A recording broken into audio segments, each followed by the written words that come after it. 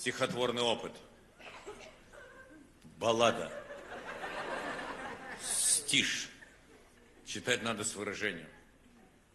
Один мужик, дурь полная, предупреждаю.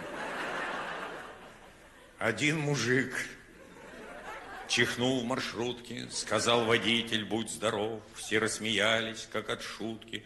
Стал день светлее от добрых слов. Потом мужик чихнул вторично, затем еще, и вот опять. Уже молчали все тактично, мужик не прекращал чихать.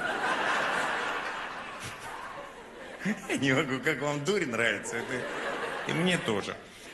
Ну, мы же Новый год празднуем, чего умничать? В 20-й раз он рявкнул пушкой, тряся салон взрывной волной. Вдруг закудахтала старушка. Хорош чихать, ты что, больной?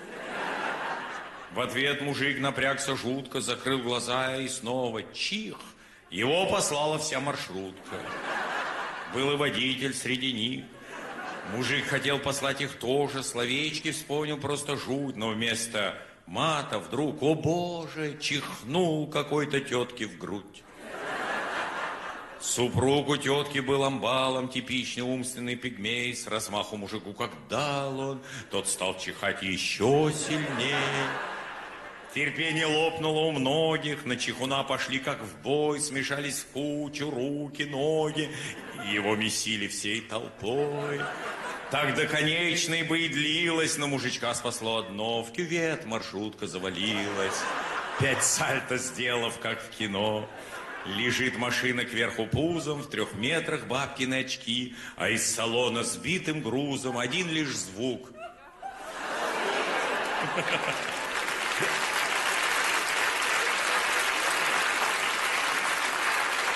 Вам так реально дурь понравилась?